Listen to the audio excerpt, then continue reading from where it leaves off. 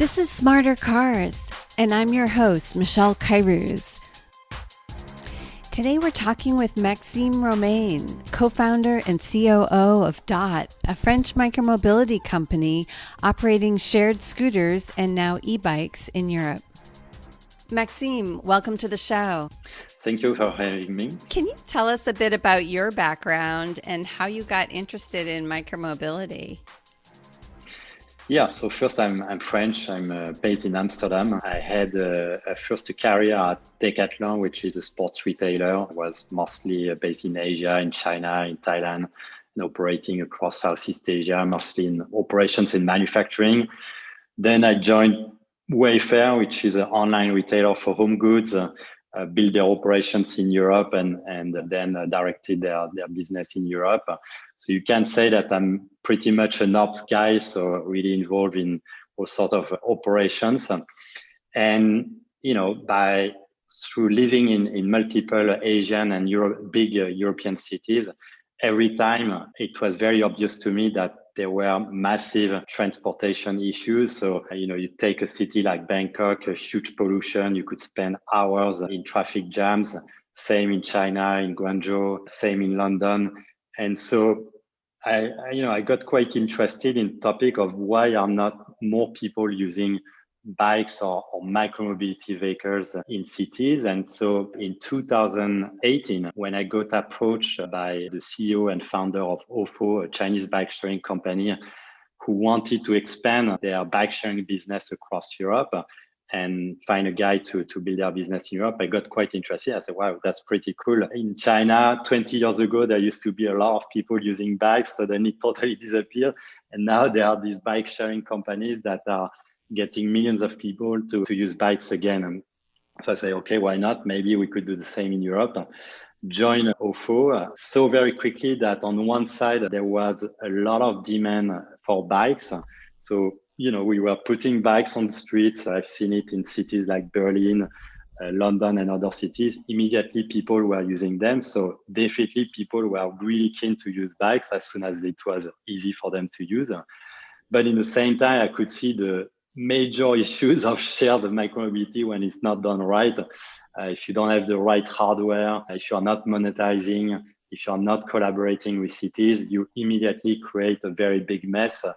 And so after spending a few months at Ofo and learning about shared micromobility, so I'm very grateful about that, we decided with a few people, including my main partner, Henry, to build a European player focused on shared micromobility, and which from the beginning would be built applying, I would say, responsible principles.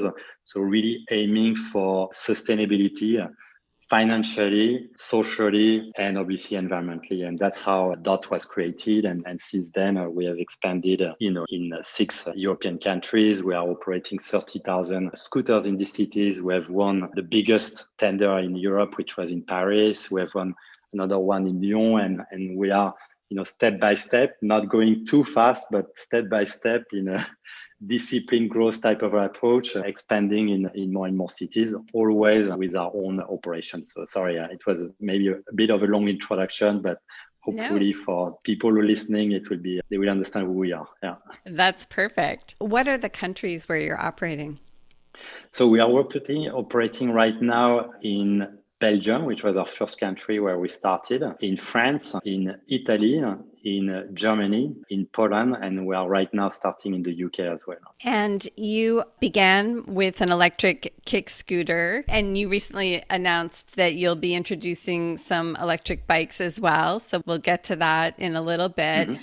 But as you look at your footprint with your shared scooter product, are you looking to expand into other countries? Where do you expect to go next? How do you view your expansion? Yeah, we are very careful about our expansion. So our aim is not necessarily to be in 100 cities right away. Our thinking is really to be very careful about the cities that we choose.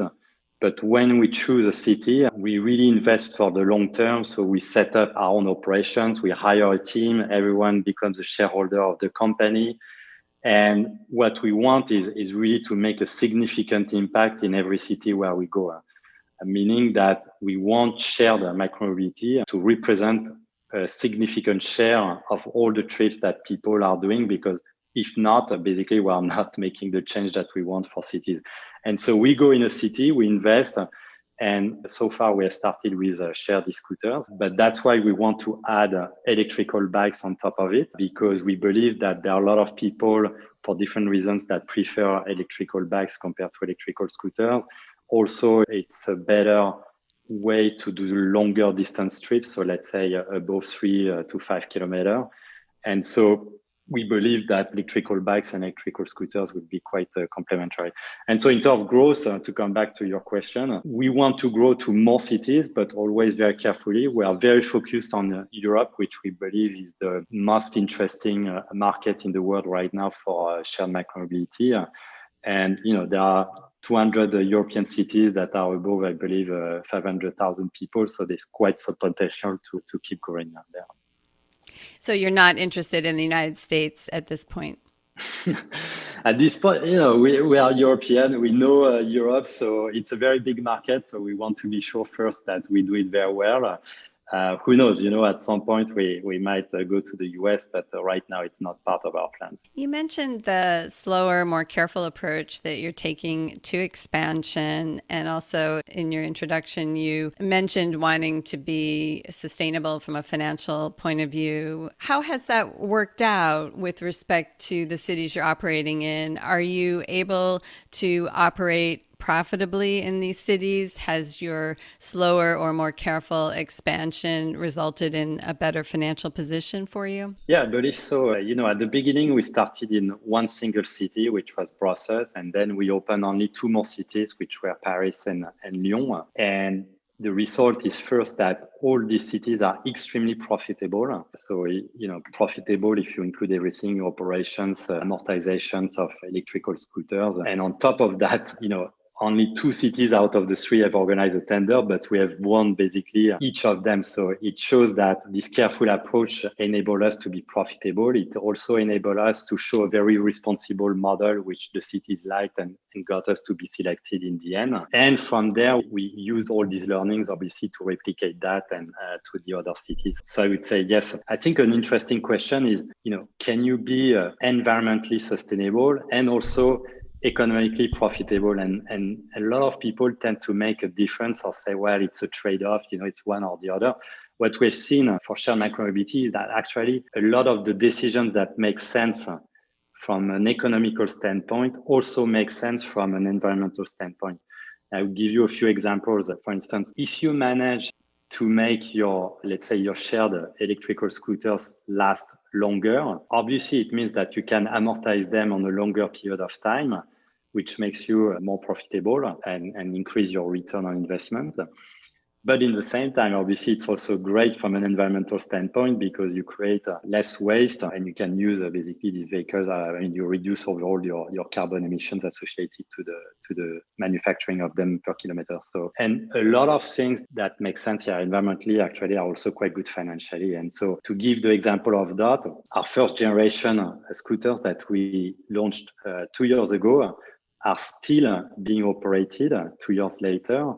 And we expect them, to be operated for a third year, maybe a fourth year. And obviously our newer generation are more 3 to 5 years and longer. And if you compare to the competition, some of them are in the US, the first generation doesn't exist anymore. Often the second generation doesn't exist anymore. And because they did not select the right hardware or they did not maintain them as they should, they've created in the end a lot of waste and probably a lot of financial losses as well. To be a little bit fair to the early American companies, they were building a minimum viable product that proved the category. Yeah. And had they they showed not, the way, we would not have started without them. I totally agree. So I think we just have to be a little bit fair that they knew it wasn't the most sustainable. When you're a startup, to prove a business model, you have to start somewhere. So you mentioned that when you enter cities in Europe, you really like to make a difference, to be in cities where micromobility trips can matter in the overall transportation ecosystem, which seems very interesting and also very consistent with your idea about also being financially sustainable and profitable. Yeah. How do you determine which cities those are? How do you know this is going to be a good city for micromobility? Is it infrastructure? Is it density? Like, what are you looking at when you're choosing where to launch? Yeah, so it's a mix of criteria. Obviously, I mean, size of city first is important, right? How many people are living there? The density, is it very spread or is it very dense? Obviously, the higher the density, the easier it is to operate and to offer a great service where you have a high level of availability of vehicles. The infrastructures are very important. You know, when we do surveys on why people are not using micromobility vehicles, often it's because they fear that it's not safe. And so the quality of the infrastructure has a very big impact on the sense of safety, basically, for people, and therefore the likelihood that they might use micromobility vehicles. Then there's the regulatory aspect. So first, are you allowed to operate in that city? But then if you are allowed, like how many vehicles can you deploy and under what kind of constraints? If it's too restrictive, for instance, you cannot deploy many scooters, then probably it's not going to be a very interesting service for people because you will not be able to offer a high level of availability of the vehicle. So people won't find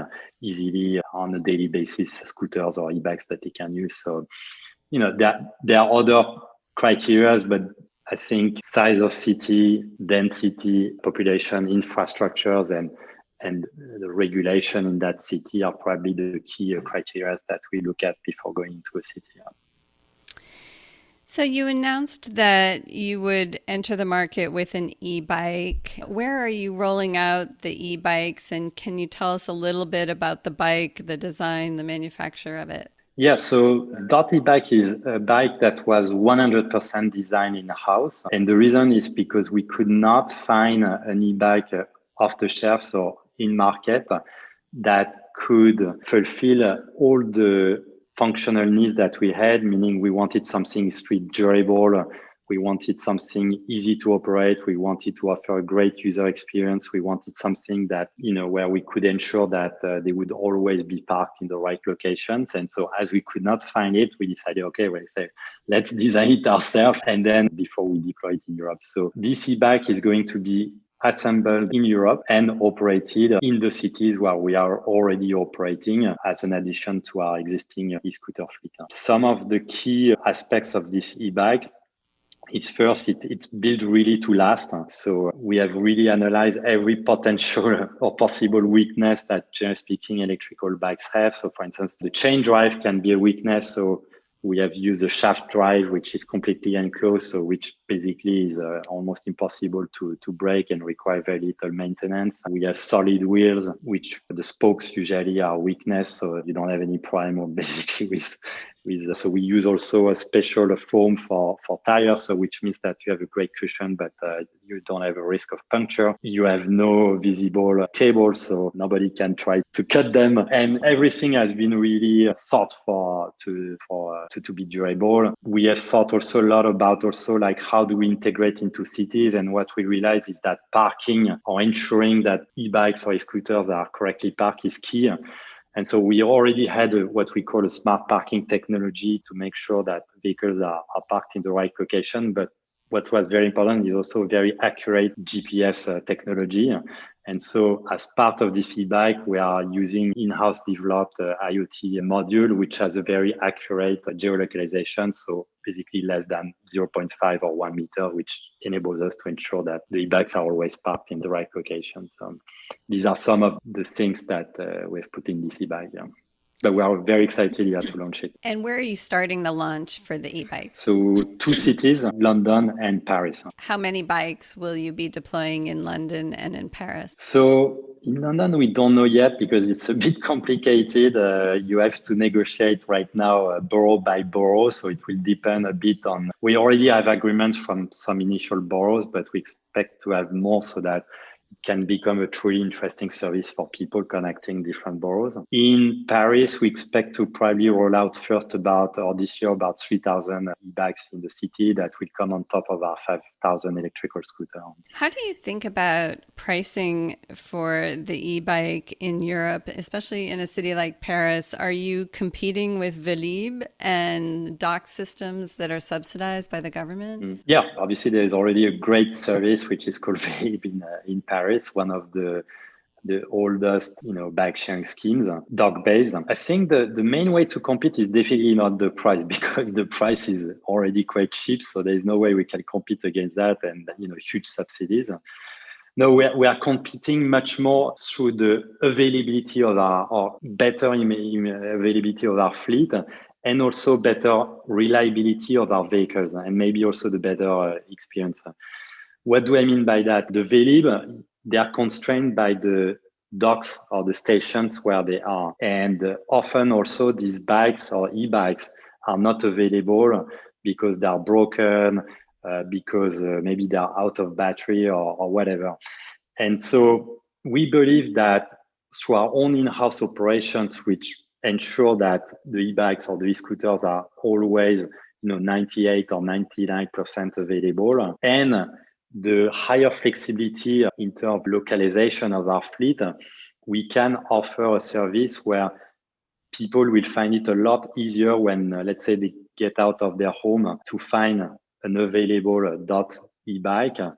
And then it will be also easier to park it because they won't be restricted by the docks being already full or not. For us, it will be, just find a bike parking space. There are tens of thousands of them in Paris right now, and park it, and that's fine, and you are done, and you can probably do it 10 meters away from wherever you are going. So in Paris, the government has required electric scooters to be parked in certain locations. Is that right?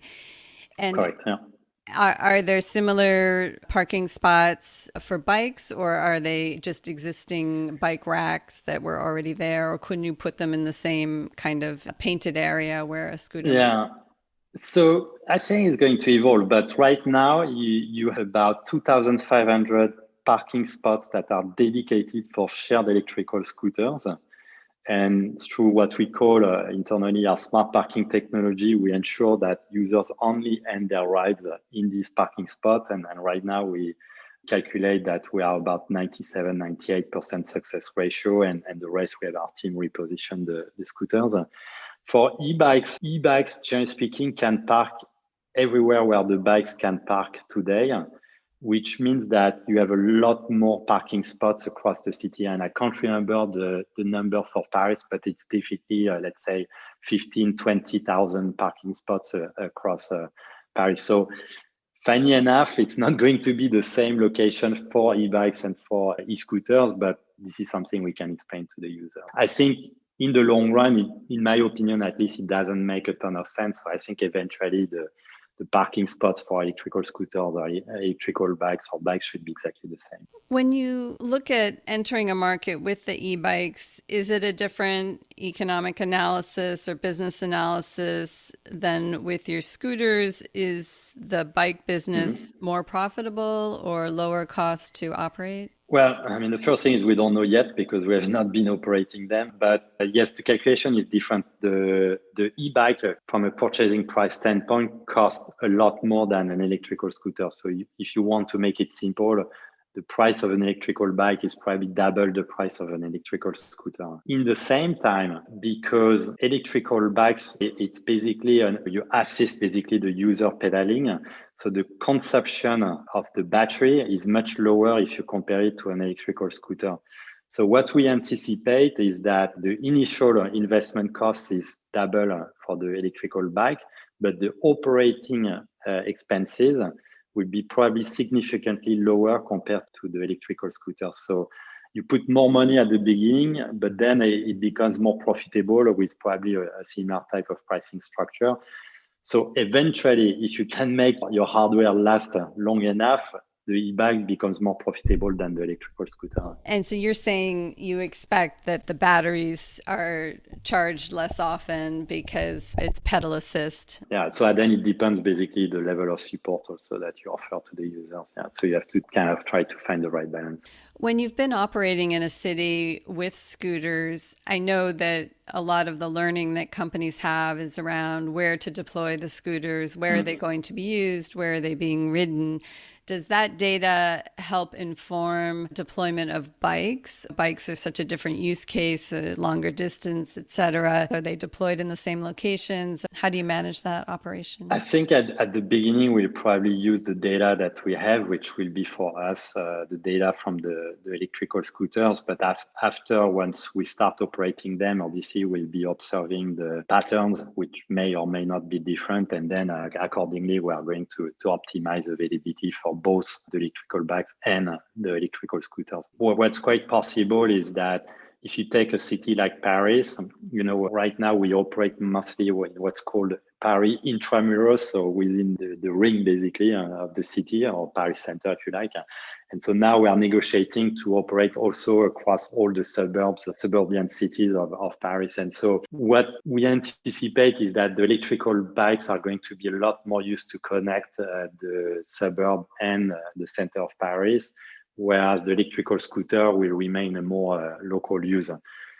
After how it's going to exactly play out, I think only the experience will tell, right? And are you envisioning using separate teams to run bikes or scooters? Like, how much does it complicate operations in a city when you move from just scooters to scooters and bikes or other form factors? I mean, overall, we are going to leverage the same infrastructures and same operations. After, it's more tactical. At the beginning, we might actually specialize a bit the teams between e-bikes and e-scooters, but it's more because we'll be learning.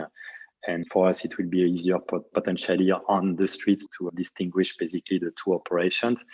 But eventually, it should be exactly the same, right? So if you want to rationalize your operations, you want the same person swapping, let's say, the battery for an e-scooter to do the same work for an electrical bike. So, I think we will look at as much synergies as possible between the two vehicles, operations-wise. What are the biggest pain points in terms of operations, the biggest challenges that you find in European cities for the scooter operations? So in the past, it used to be first battery charging because, the batteries were fixed in scooters. And so there was this huge operational challenge where you had to every day collect scooters, charge them, bring them back, which obviously was not efficient and not great from an environmental standpoint. Now with swappable batteries, frankly speaking, it has become extremely easy, very cheap, very efficient. We use only cargo e-bikes or electrical vans to run these operations. The second challenge, now that this is solved in Europe, was probably vandalism. People, throwing e-scooters in rivers or damaging them or doing all sort of things. What we have seen is that this has reduced a lot. And I think it's because at the beginning, you get this kind of excitement. Oh, you have this new toy, let's destroy it, or let's do something. And I think now it's becoming part of the life of the people. So basically, it's boring. It's a vehicle that they use on a daily basis. It's not any more fun or something new to break them. Plus, on our side, obviously, we have improved a lot also how strong or robust these vehicles are. We have applied a lot of data analysis, you could call it AI if you like, to really monitor where we should locate the scooters, reduce the risk, have people intervene very quickly if we see that there is some kind of pattern that presents a risk. And so now I would say vandalism in general is still an issue, but a very small issue. And how about the government rules and regulations in various cities in Europe? What are you seeing in terms of your cost to comply with various rules? Has it been expensive? Are there fees that the government is charging you? Yeah. So first, I think overall regulation is good for shared micromobility, and especially the right of cities to decide which operators can operate in their cities. The reason is because I think it's good for people in cities because it enables cities to select really the best operators and therefore offer the best shared micromobility service to people. And for operators, it's good also because once we have won, for instance, a tender, it really enables us to invest a lot safer in the city, knowing that we won't have too much of a crazy competition and that we know that we'll still be able to operate in 1, 2, or 3 or more years, depending on the tender. Now, it's true that the regulation can also sometimes be bad, I think, for the development of the industry. When, for instance, the number of scooters are too, or e-bikes are too restrictive, then you can't offer a good service to people because you don't reach the density of vehicles that you need to make it easily available. Or if they make the helmets compulsory, then suddenly, much less people are keen to use or if the parking constraints are too restrictive, let's say you have a very big city, but you have only 20 parking spots that are where you are able to park. It's not great because people can't really go from A to B, so it can be good, it can be bad, but I think overall, every city is learning, I think, from other cities. I think progressively they see what works or not, and it's improving. You mentioned earlier your IoT module and some of the technology around smart parking and things. I know a number of companies are using technology in order to comply with rules, whether it's parking requirements or not riding on the sidewalk or the pavements or speed limits. How is Dott using technology to comply with these various rules like geofencing, speed, and parking? Yeah, so I think there are, generally speaking, as you said, three problems that the cities try to address. One is making sure that the shared micromobility vehicles are always parked in the right location and not creating a mess. Then make sure that people ride them only on the streets or the cycling paths where they are authorized and not on the sidewalk. And three, that they are used, I would say, on a safe way, maybe with a helmet or something. On the first problem, that has been a big focus for Dott. And so we have what we call a smart parking technology that we use on the back end and everything to ensure that, and which is mixed basically with very accurate geolocalization technology developed in-house to make sure that people only park on these parking spots. So that's one.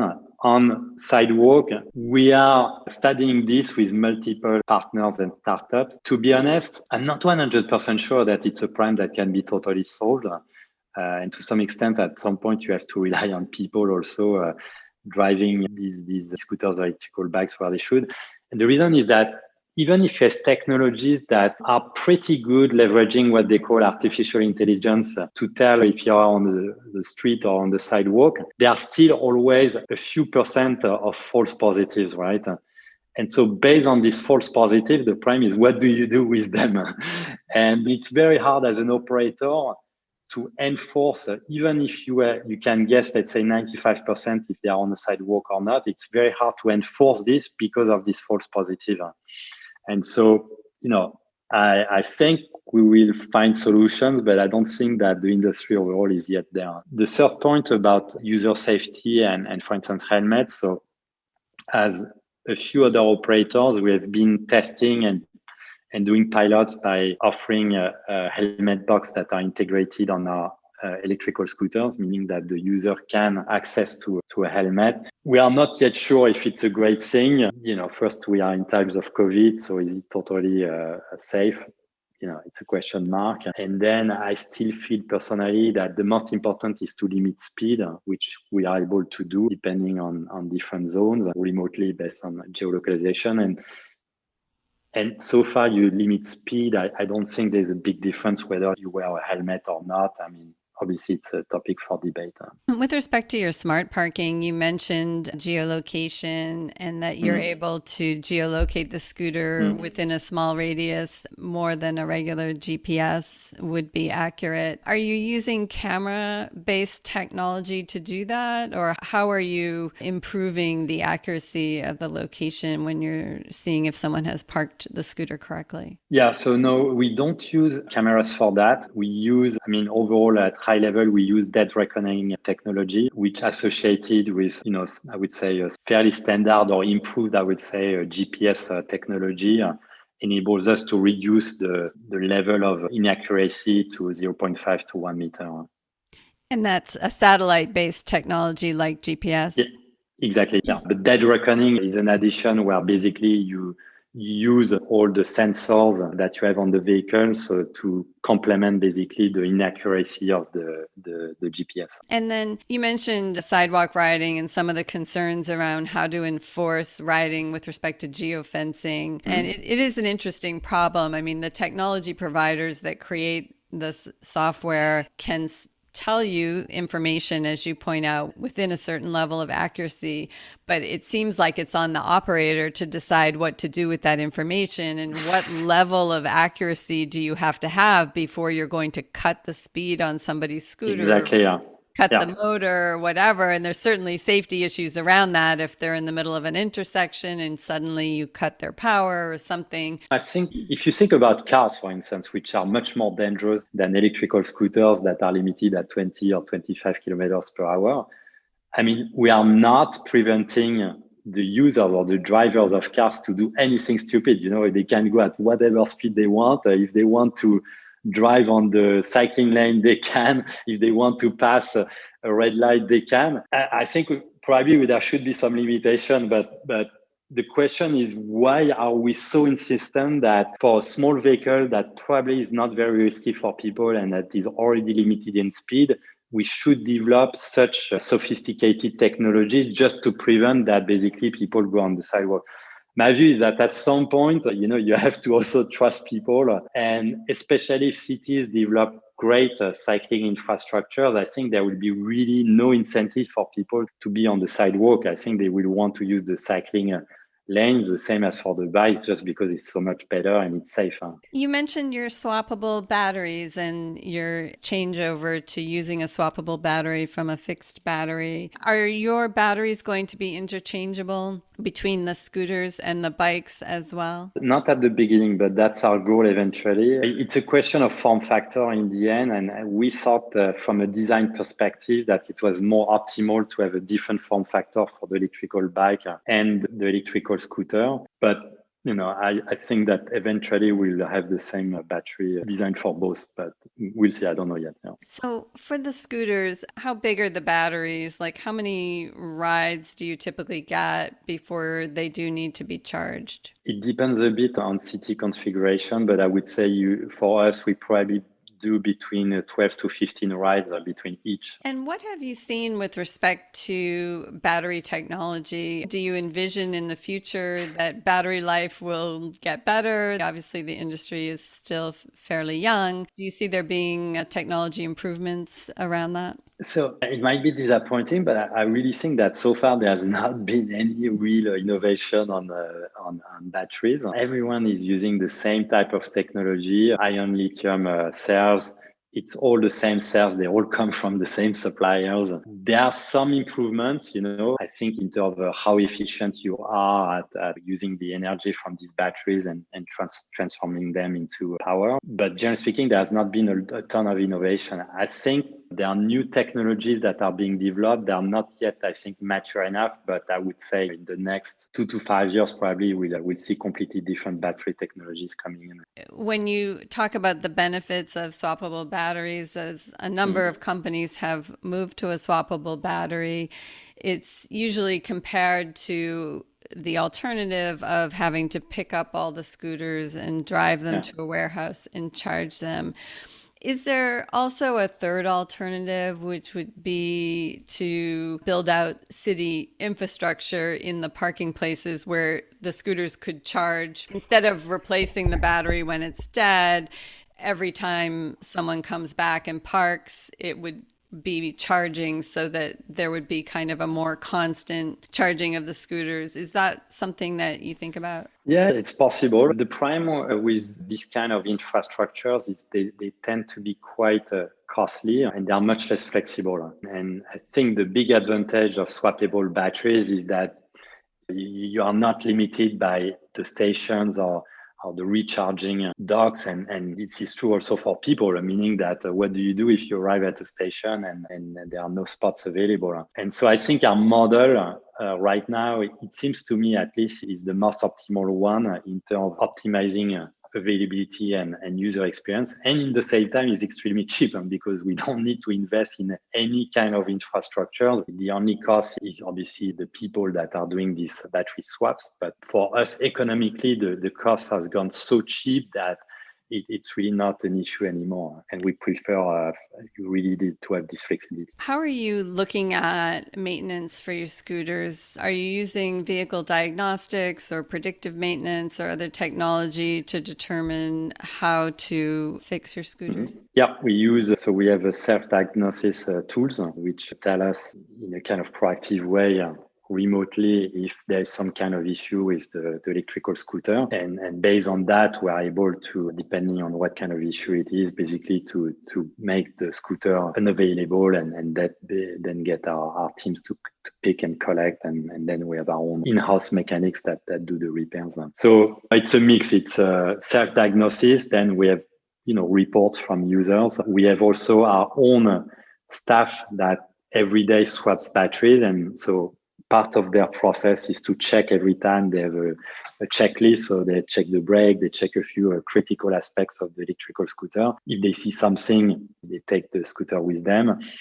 And then every few hundred rides, basically, we have same as for cars, basically, we bring it back to the warehouse for a full in-depth maintenance and maybe change the brakes or something. Are you thinking about other form factors besides e-bikes and kick scooters? Right now, we are very focused on the e-bike in addition to the electrical scooter. But yes, we're saying that there might be more form factors that could be interesting for people. So far, our goal is to get as many people as possible to use micromobility vehicles. So if we see that there are new form factors that are of interest for a significant portion of the population, then we might want to operate them as well. And would that include like an e-moped? Yeah, I mean, e-mopeds, there are a few of our competitors that have started to operate some of them. It's an interesting one. The e-mopeds, the cost has reduced, but it's still quite high. And compared to an electrical scooter, you are talking, including batteries,